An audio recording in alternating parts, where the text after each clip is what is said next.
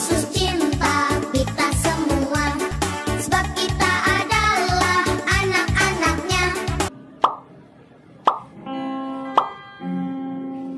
Shalom, selamat pagi anak-anak. Apa kabarnya hari ini?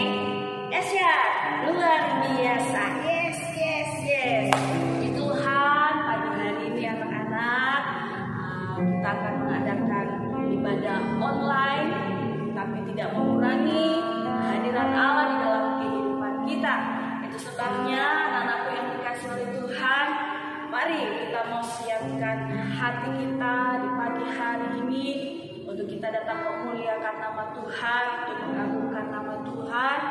Dan kita akan nyanyikan sebuah pujian yang berkata, selamat pagi Bapa, selamat pagi Yesus. Kami bersyukur hari ini semua karena kebaikan yang dalam hidup kami.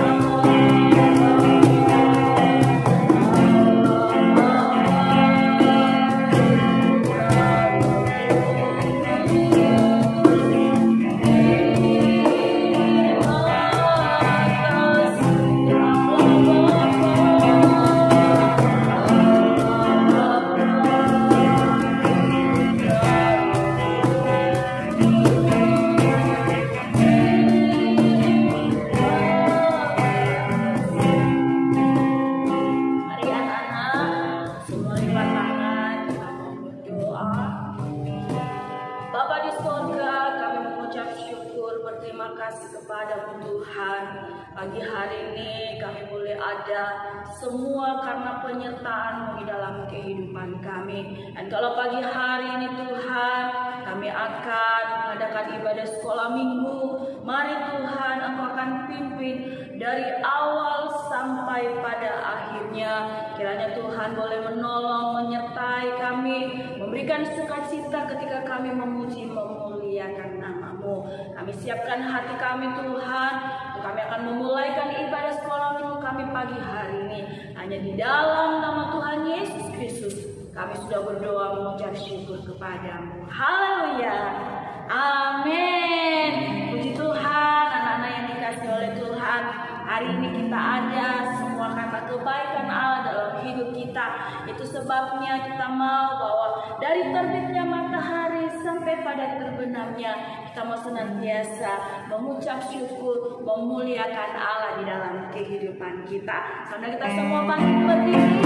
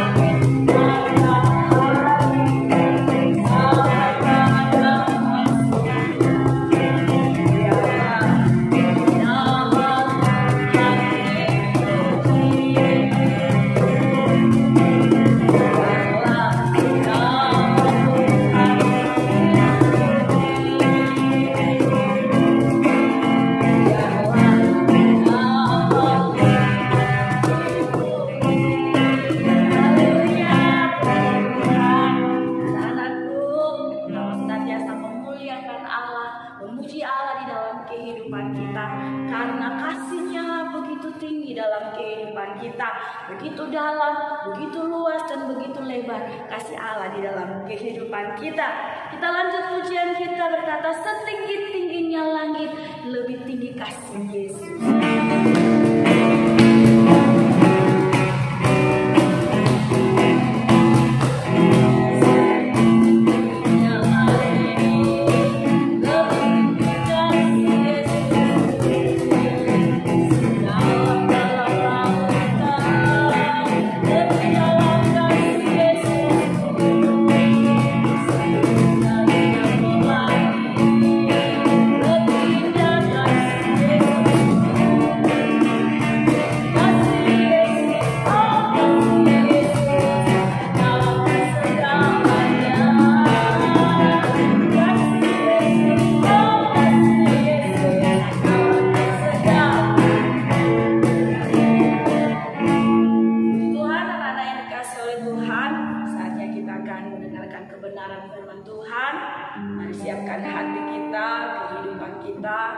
Untuk firman Tuhan kita dengar, kita tanam dalam hati kita,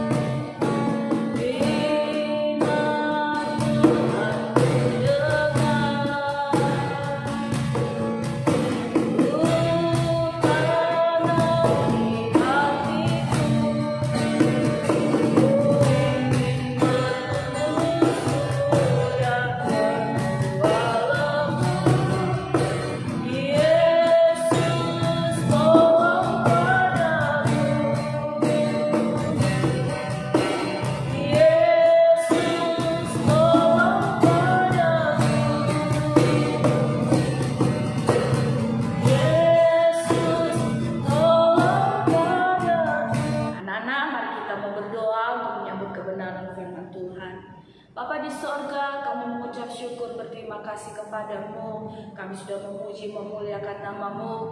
Kiranya pujian kami menjadi persembahan yang indah di hadapan hadiratmu. Berkati yang sudah melayani di pagi hari ini, Tuhan akan pakai lebih lagi di dalam melayani akan Engkau. Kami berdoa kepadamu Tuhan, sebentar kami akan mendengarkan kebenaran firman-Mu. Pakai guru-guru yang akan mengajar kami dengan kebenaran firman-Mu, kami akan diberi kekuatan.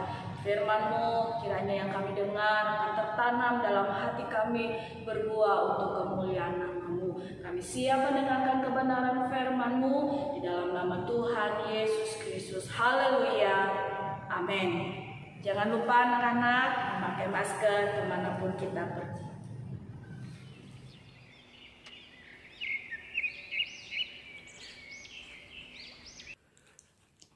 Shalom, selamat pagi adik-adik yang dikasihi oleh Tuhan. Saatnya kita belajar tentang firman Tuhan. Yuk sama-sama kita buka Alkitabnya ya. Di kitab 1 Timotius pasal 2 ayat yang pertama. Kita baca sama-sama yuk. 1 Timotius 2 ayat 1. Pertama-tama aku menasihatkan, naikkanlah permohonan, doa syafaat, dan ucapan syukur untuk semua orang. Kita sudah baca adik-adik, dikatakan naikkanlah permohonan, doa syafaat, dan ucapan syukur untuk semua orang. Nah, ini adalah pesan Tuhan melalui Paulus kepada Timotius. Kalian pernah dengar kata doa syafaat? Yang belum pernah dengar, kita sama-sama belajar ya. Dan yang sudah pernah dengar, kita mau belajar lagi tentang doa syafaat. Kalau doa, semua pasti tahu ya. Doa adalah kita berkomunikasi dengan Tuhan Bapa kita. Jadi doa itu sering kita lakukan di gereja, waktu bangun tidur, waktu mau makan, mau pergi, dan sebagainya. Atau mungkin ada yang menyediakan waktu khusus untuk berdoa secara khusus kepada Tuhan. Nah, adik-adik gak perlu takut ya kalau disuruh doa, semua bisa ya. Karena doa itu gak harus panjang. Doa itu bisa pendek, doa itu bisa panjang, tapi intinya kita berbicara kepada Tuhan. Karena Tuhan juga rindu kita berbicara kepada Tuhan, kita ngobrol sama Tuhan, seperti kita ngobrol sama orang tua kita. Nah, kalau doa syafaat itu, kita berdoa kepada Tuhan, tetapi berdoa untuk orang lain. Kalau misalnya kita berdoa tiap hari, Tuhan berkati makanan yang akan kami makan, Tuhan sertai perjalanan kami, itu semua tentang permohonan kita itu kebanyakan ya, tentang diri sendiri. Tapi kadang kita lupa, selain permohonan, ada ucapan syukur juga, berterima kasih sama Tuhan, juga berdoa untuk orang lain. Misalnya berdoa buat teman, berdoa buat negara, bisa berdoa buat sekolahan misalnya. Nah, banyak ya. Nah, berdoa untuk orang lain itu disebut dengan doa syafaat. Nah, kita akan belajar dari tokoh Alkitab, yaitu Abraham. Semua tahu ya. Dan kalian mungkin kalau masih ingat, Tante Leni pernah cerita nih tentang Abraham dan Lot. Kalian ingat? Lot itu adalah siapanya Abraham? Betul, keponakan Abraham. Jadi waktu Abraham dipanggil Tuhan untuk pergi ke negeri yang Tuhan akan tunjukkan itu, Abraham belum punya anak dan dia membawa keponakannya yang namanya Lot. Nah, sampai akhirnya Lot ini juga menjadi seorang yang kaya, punya banyak kambing domba, dan gembala-gembalanya Abraham dan gembala Lot itu mereka bertengkar. Sehingga mereka memutuskan untuk berpisah. Masih ingat ya? Nah, waktu itu Abraham menyuruh Lot untuk memilih duluan. Dan Lot memilih untuk tinggal di daerah timur, yaitu di daerah Sodom. Karena terlihat kotanya itu indah, terus banyak rumputnya, airnya juga banyak gitu. Jadi terlihat indah kota itu. Dan Lot tinggal di sana. Tapi ternyata adik-adik, di Sodom itu sama kota sebelahnya Gomora, Sodom dan Gomora, itu orang-orangnya jahat, orang-orangnya nakal. Anak-anak, pemuda, bahkan sampai yang udah tua pun mereka itu jahat. Dan banyak orang-orang yang mengeluhkan kok penduduk kota itu. Jadi mereka itu banyak yang berdoa sama Tuhan ya, orang-orang di luar kota itu. Berdoa mengeluh sama Tuhan, Tuhan ini tuh orang Sodom dan Gomora tuh jahat. Tuhan ini tuh nakal gitu orang-orangnya di sana. Dan Tuhan mendengar doa-doa orang yang disakiti oleh orang-orang Sodom dan Gomora itu. Lalu Tuhan berencana untuk memusnahkan kota itu, dua kota itu Sodom dan Gomora. Tapi Tuhan ingat sama Abraham. Karena Abraham mengasihi Tuhan. Abraham percaya sama Tuhan. Dan Abraham begitu mengasihi keponakannya Lot itu. Tuhan mengingatnya. Nah, kita akan melihat ya di dalam kitab Kejadian pasal 18 sampai 19. Waktu itu Abraham lagi duduk-duduk nih. Panas ya. Tiba-tiba Abraham mendapat 3 orang tamu. Yang 3 orang tamu ini ternyata adalah Tuhan dan 2 malaikat. Mereka datang kepada Abraham untuk meneguhkan janji Tuhan mengenai Ishak. Nah, setelah itu Tuhan berpikir karena Abraham ini begitu mengasihi Tuhan, Tuhan pun mengasihi Abraham. Dan Tuhan berpikir untuk memberitahu Abraham tentang rencananya untuk memusnahkan kota Sodom dan Gomora. Ketika Tuhan berbicara kepada Abraham, di situ Abraham meminta kepada Tuhan. Abraham berdoa kepada Tuhan. Tuhan, mungkin benar orang-orang di Sodom dan Gomora itu jahat, tapi di antara orang-orang jahat itu pasti ada orang baik. Dan termasuk keponakanku Lot. Bagaimana Tuhan akan memusnahkan kota itu padahal ada orang baik di dalamnya? Boleh nggak Tuhan kalau aku meminta kepada Tuhan, semisal ada 50 orang. Berapa adik-adik? 50 orang. 50 orang yang benar, yang baik di kota itu. Tuhan bisa nggak kalau Tuhan tidak jadi memusnahkan kota itu? Lalu Tuhan menjawab, kita akan baca ya, Kejadian 18 ayat 26. Tuhan berfirman, jika aku dapati 50 orang benar dalam kota Sodom, aku akan mengampuni seluruh tempat itu karena mereka. Jadi Tuhan bilang, oke, kalau ada 50 orang baik, maka Tuhan tidak jadi musnahkan kota itu. Lalu 2 malaikat yang bersama dengan Tuhan, mereka berjalan menuju kota Sodom dan Gomora untuk melihat apakah ada 50 orang baik di sana. Sehingga Tuhan tidak jadi memusnahkan kota itu. Tapi saat itu Abraham juga berpikir, lalu berdoa lagi. Tuhan, kalau misalnya 50-nya kurang 5 gimana? Berarti berapa adik-adik 50 dikurangi 5? Nih yang udah sekolah di SD mungkin ya. 45 orang. Tuhan, kalau ada 45 orang, bagaimana Tuhan?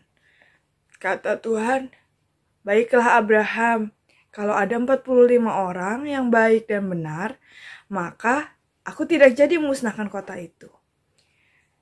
Tapi Abraham masih takut, gimana ya kalau nggak nyampe 45? Tuhan, kalau 40 gimana? Tuhan tolong ya Tuhan, kalau ada 40 orang benar. Tuhan bilang, baiklah. Untuk Abraham 40 boleh. Terus Abraham berpikir lagi, Tuhan, kalau misalnya 30 gimana Tuhan? Terus Tuhan berpikir, baiklah kalau 30, Tuhan tidak jadi memusnahkan kota itu. Terus Abraham berdoa lagi sama Tuhan, Tuhan, kalau 20 orang aja gimana Tuhan? Karena memang banyak berita orang Sodom dan Gomora itu memang jahat. Jadi bagaimana Tuhan kalau 20 orang benar ada di sana? Tuhan bilang, kalau ada 20 orang di sana, oke, tidak akan dimusnahkan. Tapi Abraham masih takut. takut. Jadi Abraham berpikir lagi, lalu Abraham berdoa lagi, Tuhan ampuni hambamu ini Tuhan, ampuni Tuhan kalau aku begitu lancang meminta kepada Tuhan. Boleh nggak Tuhan kalau 10 orang saja, 10 orang benar di kota Sodom dan Gomora, Tuhan jangan memusnahkan tempat itu. Tuhan berkata, baik Abraham, karena doamu, kalau ada 10 orang saja yang benar di sana, aku tidak akan memusnahkan kota itu. Setelah itu Tuhan pergi. Nah, 2 malaikat Tuhan yang sedang ada di Sodom dan Gomora, di sana mereka bertemu dengan Lot, keponakan Abraham. Dan di situ Lot langsung menjamu mereka, membawa mereka ke rumahnya. Ayo istirahat, makan, karena Lot tidak tahu kalau itu malaikat ya. Nah, di situ waktu orang-orang di daerah itu tahu ada tamu 2 orang ini, dikira 2 orang biasa ya. Mereka itu langsung datang loh, langsung mengepung rumah Lot dan meminta mereka untuk dipakai sama mereka. Jadi mau dijadikan budak, mau disuruh-suruh ini itu gitu, mau diperlakukan dengan tidak benar. Dan ternyata di kota Sodom dan Gomora itu 10 orang benar itu tidak ada, nggak sampai. Ternyata di kota Sodom Gomora itu yang benar hanya Lot dan keluarganya. Lot, istrinya, anaknya 2, berarti berapa ada? 4, nggak ada 10. Maka Tuhan tetap melakukan rencananya untuk memusnahkan kota Sodom dan Gomora itu dengan api dan belerang. Wah, takut banget ya adik-adik. Jadi kayak kebakaran, masa kayak ada bom atau apa gitu. Tapi Tuhan yang kasih, bukan manusia yang buat. Tuhan yang kasih karena mereka begitu jahat. Dan sebelum itu terjadi, 2 malaikat ini menyuruh mereka keluar dari tempat itu. Dan Lot pun selamat ya dengan anak-anaknya. Tapi sayang sekali istrinya tidak taat di jalan, yang melihat ke belakang. Padahal dibilang jangan lihat ke belakang. Dan akhirnya istri Lot menjadi tiang garam. Tetapi Lot dan anak-anaknya selamat. Kita akan melihat di Kejadian pasal 19 ayat 29. Demikianlah pada waktu Allah memusnahkan kota-kota di lembah Yordan dan menunggangbalikan kota-kota kediaman Lot, maka Allah ingat kepada Abraham, lalu dikeluarkannyalah Lot dari tengah-tengah tempat yang ditunggangbalikan itu. Jadi karena Abraham berdoa syafaat untuk Sodom dan Gomora dan untuk keponakannya, maka Tuhan mendengarkan. Karena doa Abraham itu, Lot dan anak-anaknya diselamatkan. Orang-orang yang benar tidak dihancurkan sama Tuhan. Di situ Lot dan anak-anaknya dikeluarkan Tuhan karena Allah ingat kepada Abraham. Karena Abraham telah berdoa syafaat untuknya.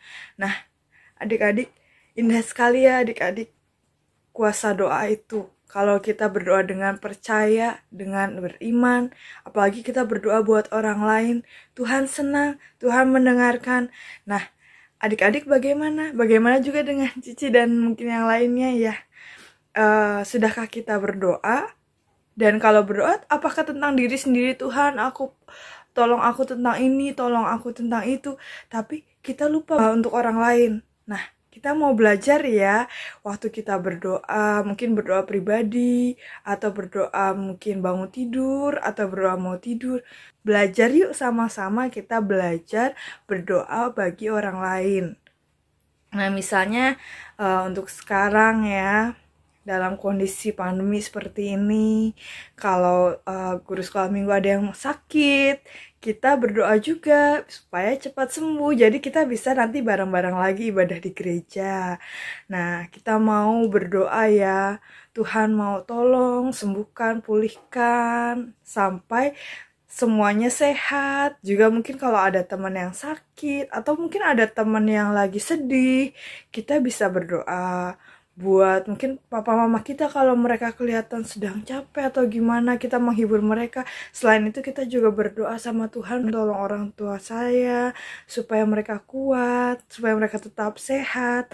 Nah, bisa juga berdoa buat guru kita, teman-teman kita ya. Oke adik-adik, bisa ya. Ingat, doa itu tidak harus panjang, Tuhan mendengar doanya. Yang penting hati kalian ditujukan kepada Tuhan, doa kalian ditujukan kepada Tuhan. Oke? Siap? Ya, puji Tuhan. Sebelum Cici kasih tugas, mari kita berdoa. Terima kasih Tuhan buat firman-Mu Tuhan atas kami.